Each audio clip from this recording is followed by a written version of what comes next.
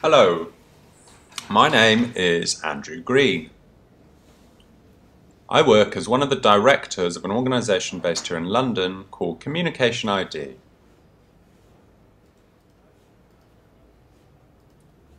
Maybe you're aware, but we've been providing interpreting services here in the Wolverhampton area since January until the current time, which has covered the PCT, has included doctors and hospitals, but in addition to that also adult social care.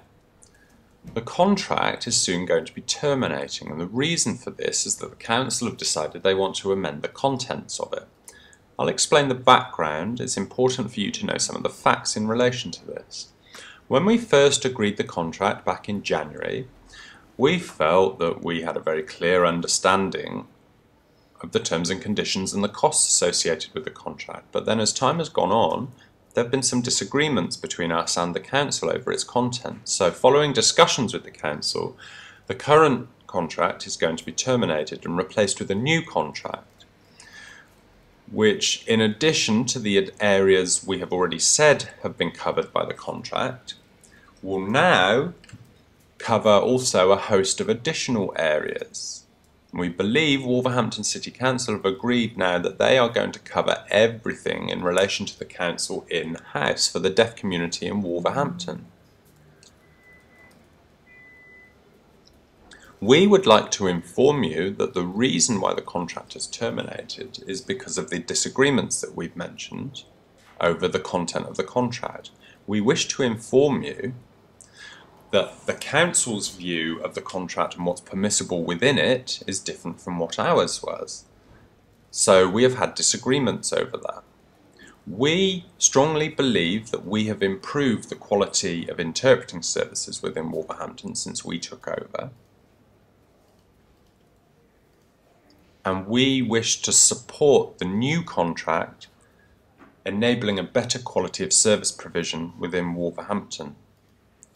We believe we've done this partly through the proposed costs that we've given to Wolverhampton Council, which have now been adopted as part of the new contract, which largely covers interpreters' minimum charges. Initially, Wolverhampton Council had been trying to impose a unit cost for interpreters of, say, 15 or 20 minutes, which meant that if an interpreter arrived for a doctor's appointment which lasted only 20 minutes, that was all that they would be paid for. Most interpreters, as we know, have minimum charges, which are usually from, say, 2 to 3 hours, which is their minimum booking time. Which, for example, means that if you went to a doctor's for 20 minutes, if an interpreter came, most interpreters would charge a half day or 3 to 4 hours. The council have objected to this and want the interpreters to charge only for the time they are there. We have objected to this, saying that no qualified interpreters are going to agree to these terms and conditions. So we strongly believe that we either had to withdraw from this contract or we couldn't provide a high quality of interpreting service. So we have carried on arguing with the council that they have to honour minimum charges if they want the quality of interpreters to remain high. Now, the announcement over who has won the new contract, which we have also bid for, will be announced very, very soon. We thought it was very, very important to let you know what's been happening in the background to this announcement. And we think it's very important for the deaf community to have access to this information. To that end, if you are worried about the effects of this change of contract, please contact us. You can do this by email or by phone or by Skype. Please see the next page for all the contact details, which includes phone number, address, and also Skype. Please, if you have any worries, please contact us and we will try and clarify things for you. Also, the final thing to say is we're going to have a meeting next Wednesday in the Wolverhampton Deaf Club. We will be there around 12 o'clock and we will be there until around 3 o'clock in the afternoon. If you have any queries, any questions or concerns at all, please come along and we will try and answer them as best as we can.